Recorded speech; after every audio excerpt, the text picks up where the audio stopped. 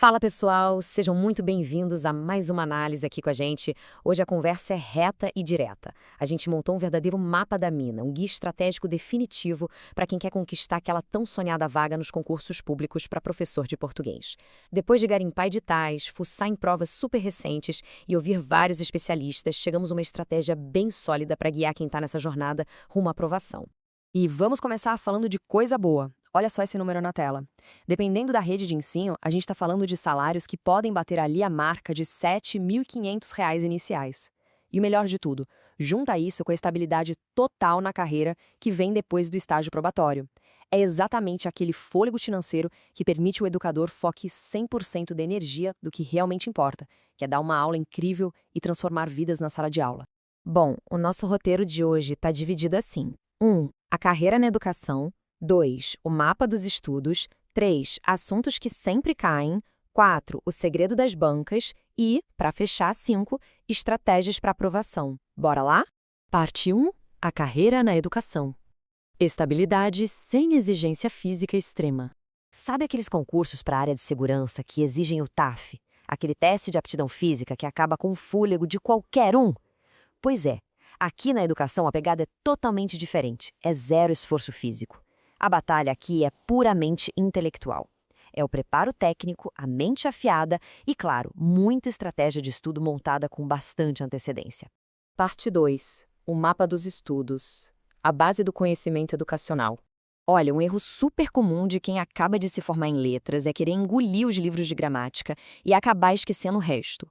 Não dá para cair nessa armadilha. A LDB, a BNCC e o Estatuto da Criança e do Adolescente, o famoso ECA, pesam demais na nota final. Sem contar que hoje em dia, dominar informática e tecnologias educacionais também é um requisito básico, né? As bancas querem ter certeza absoluta de que o futuro servidor entende o ambiente escolar atual.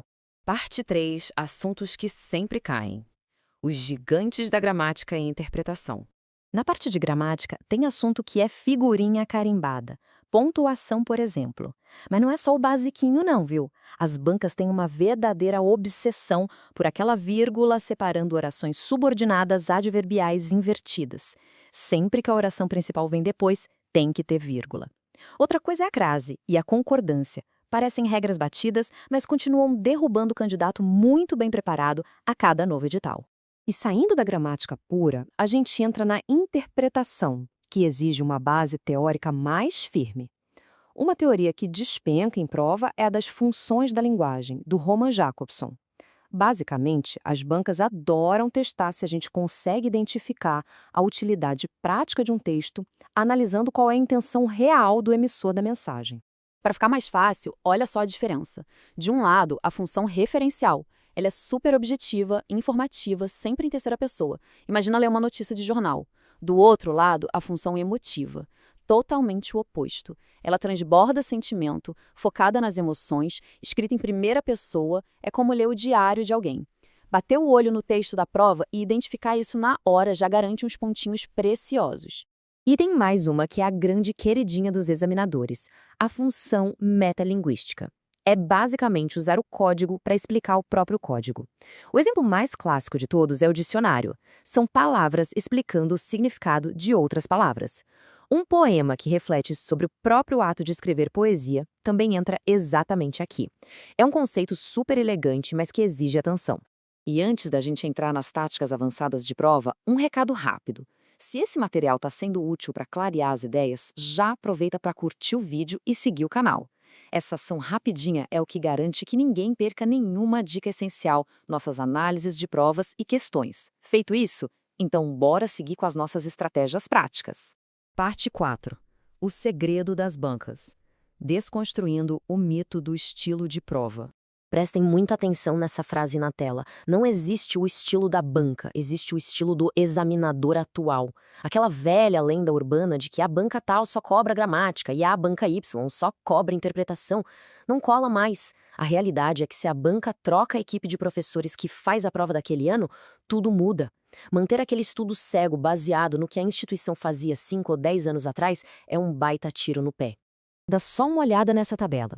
O examinador A pode muito bem montar uma prova inteira com 80% de interpretação, exigindo uma leitura densa e cansativa.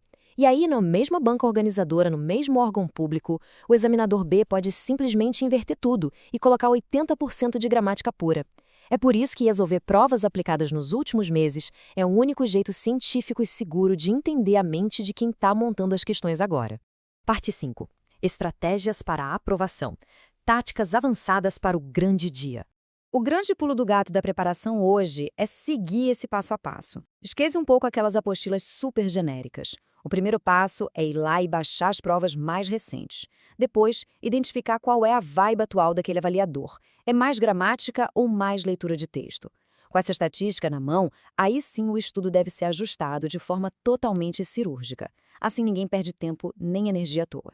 Agora imagina a cena, dia da prova, sala num silêncio tenso, aquele desgaste mental e bate a dúvida entre duas alternativas que parecem perfeitas e intocáveis. É um clássico, né? Mas e aí, qual é a jogada estratégica quando isso acontece? Entrar em desespero? Deixar o gabarito em branco? Jamais! Tem método até para isso. A matemática joga forte a favor de quem tem estratégia. Quando a gente usa a eliminação com frieza, corta as opções absurdas logo de cara e sobram só duas alternativas. Assumir o risco de forma calculada nessas questões aumenta de forma exponencial as chances de acerto.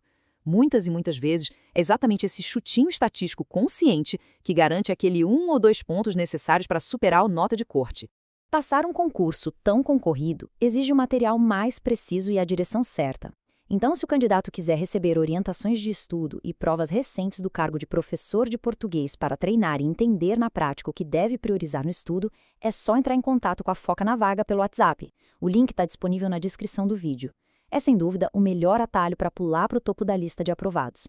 E com isso, a gente fecha o nosso mapeamento técnico para essa carreira tão importante. As ferramentas para vencer o cansaço mental, decifrar as bancas e dominar as regras do jogo estão todas aí, na mesa. A provocação que fica agora é, com tudo isso mapeado de forma tão clara, quem está pronto para dar o próximo passo e garantir de vez a posse no cargo público. Um excelente estudo para todo mundo, muito foco e até a nossa próxima análise.